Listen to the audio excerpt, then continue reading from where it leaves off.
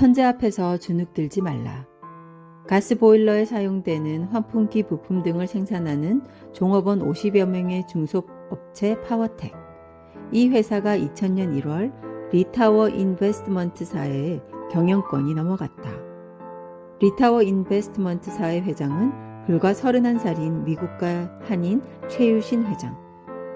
미국 하버드에서 경제학을 전공했고 자딘 플레밍 증권사에서 기업 인수합병 업무를 담당하다 스미스 바니 은행 한국 지사를 거쳤으며 98년에 하버드 후배들을 긁어모아 회사를 설립했다. 그의 아버지는 한국 경제계 유명한 인사이다. 최 회장은 파워텍의 경영권을 넘겨받자마자 그 회사를 아시아 지역 인터넷 벤처 회사들을 인수합병하는 투자회사 리타워텍으로 탈바꿈한다고 발표했고, 리타워텍은 현금 투자는 거의 없이 주식 스왑을 통해 여러 기업들을 인수하면서 지주회사로 변신한다. 그리고 리타워텍은 역사상 최대 규모라고 하는 13억 5천만 달러의 외자 유치 계획을 발표한다.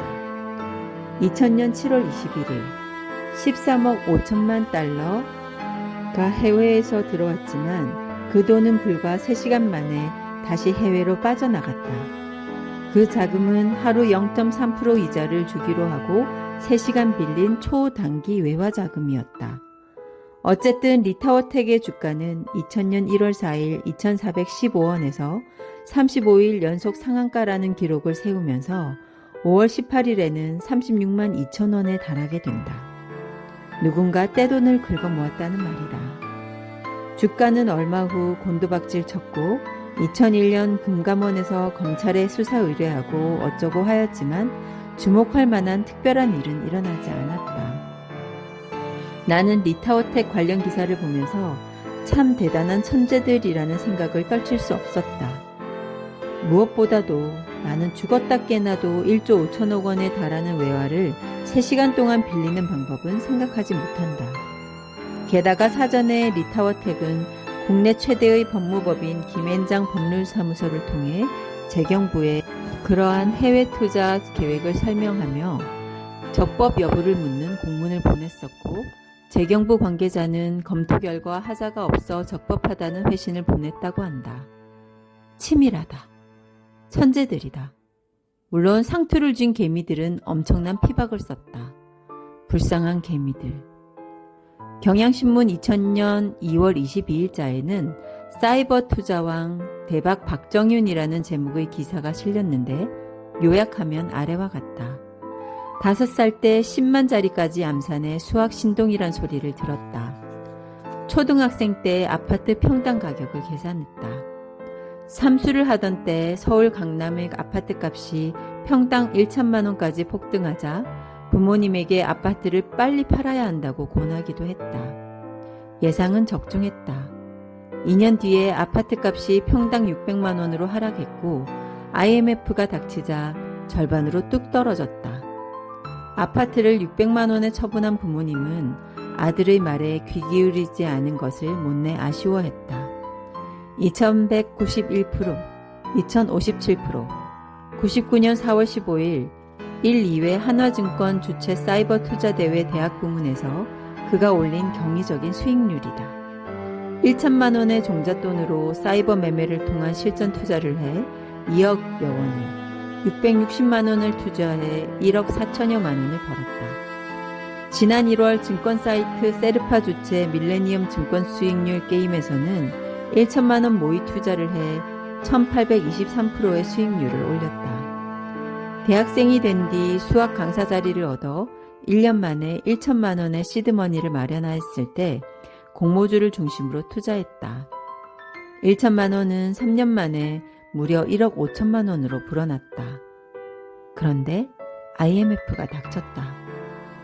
결국 98년 1월에 2천만 원으로 곤두박질 쳤다. 1년여의 시간이 흐르자 베팅을 하기로 결심하고 2천만 원 시드머니 중 1천만 원을 투자했다. 한화증권에서 실시한 투자 대회였다. 세계 대회에서 받은 상금만도 2억 5천만 원. 주식에 필요한 공부는 하루라도 게을리하지 않는다. 그는 어릴 때부터 경제신문을 즐겨봤지만 TV는 거의 보지 않았다. 지금도 신문의 경제라는 하나도 빠뜨리지 않고 본다. 그의 취미는 주식 투자. 일이 아니라 취미로 주식 투자를 즐기는 것이 남보다 더 많은 수익을 올리는 원천이라고 한다. 당신은 이런 기사를 보면 무엇을 느끼는가? 나는 이 친구 정말 돈 버는 천재구나 하는 생각을 하게 된다. 나는 죽었다 깨나도 그렇게는 못할 것 같다. 사람들은 노력을 하면 성공할 수 있다고 한다.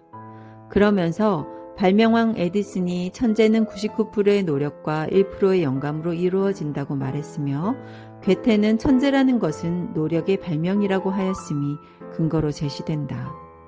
그렇다면 범죄들도 죽어라고 주식에 대해 공부하고 노력하면 1년에 2000%가량의 수익을 낼 수 있다는 말인가? 어렸을 때는 정말 노력만 하면 그렇게 천재 비슷하게 될 수 있는 줄 알았다. 그러나 세상을 살다 보니 그런 말들은 주로 이미 1%의 영감을 타고난 사람들이 하는 말이었고 그저 천재가 존재들에게 조금은 미안한 마음에 당신들도 노력하면 어느 정도는 이룰 수 있다는 뜻으로 보내는 격려가 아닌가 생각하게 되었다. 국어사전에서조차 천재를 타고난 뛰어난 재주 또는 그러한 재능을 가진 사람이라고 정의할 뿐 노력의 결과로고는 말하지 않는다. 영화 아마데우스를 보았는가? 죽도록 성실하게 노력하지만 끝내 영혼을 울리는 음악을 작곡하지 못하는 살리에르. 그리고 망나니처럼 생활하면서도 타고난 재능으로 인해 감동적인 음악을 아주 손쉽게 만들어내는 모차르트. 천재 모차르트 앞에서 살리에르가 느끼는 열등감과 시기심. 나 역시 천재들을 보면 언제나 열등감과 시기심을 느낀다. 영화 굿윌 헌팅을 보았는가? 무지무지 열심히 공부하여 미국 최고의 대학에 들어간 학생들과 교수.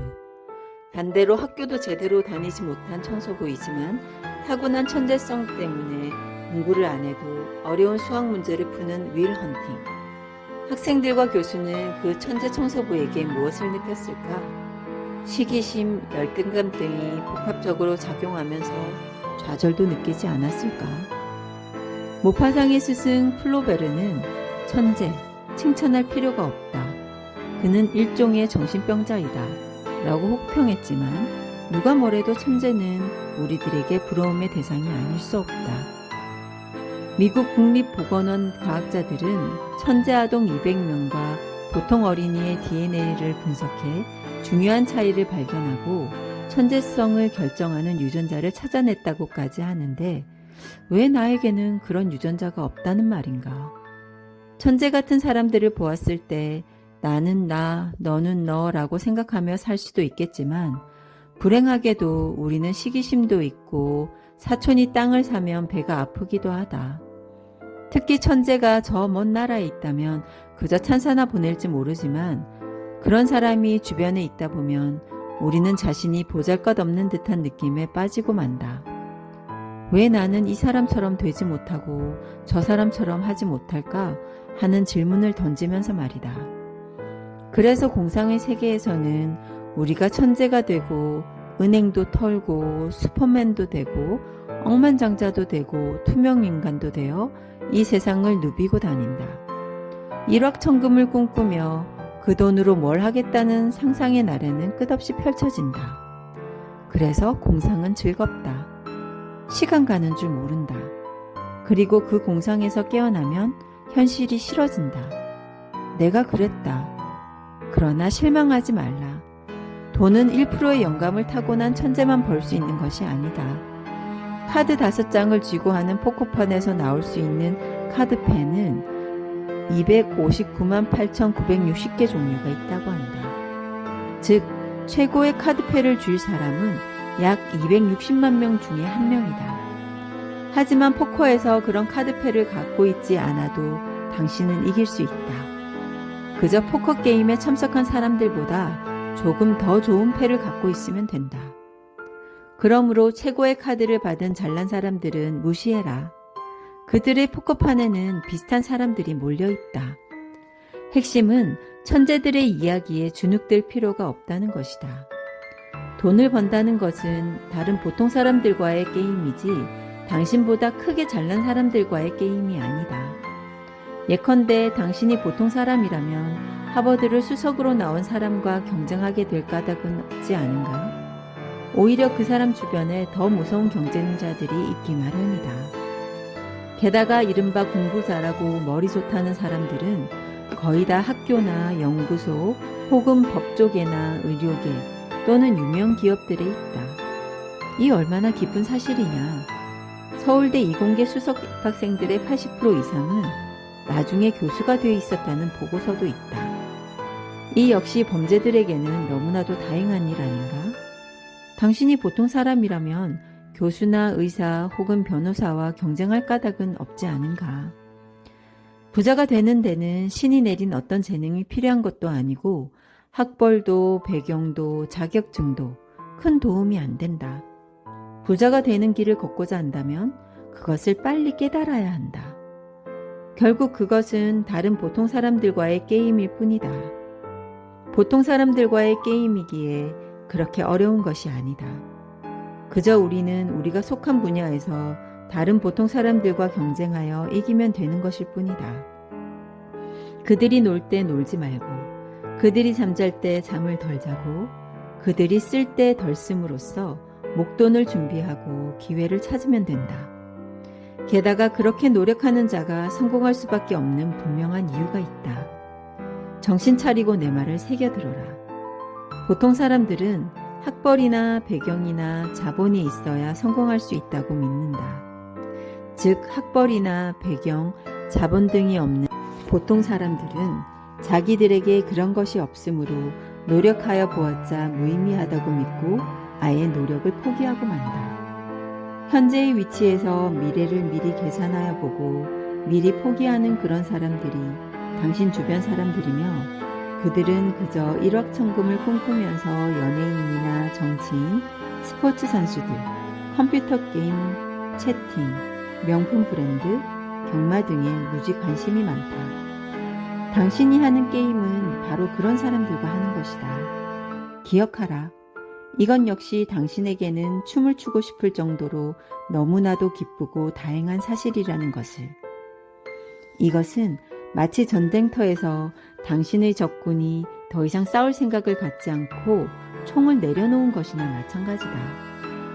그런 적들과 싸울 때는 총도 필요 없고 그저 활이나 창만 있어도 이길 수 있지 않겠는가. 거창한 그 무엇도, 번쩍번쩍한 학벌도, 대통령 친척과 친하게 지내는 배경도, 많은 자본도 필요 없다는 말이다. 이 사실을 빨리 깨달아라.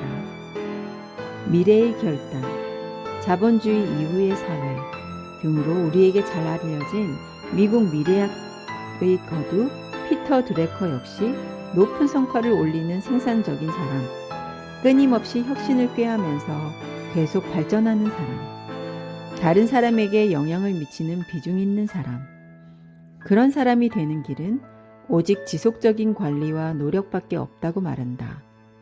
나도 그의 말에 동의한다. 부자가 되는 데 있어서의 경쟁자는 천재가 아니라 결국은 자신의 의지라고 하는 이 지극히 간단한 사실이 독자들 마음속에 각인되기를 바란다.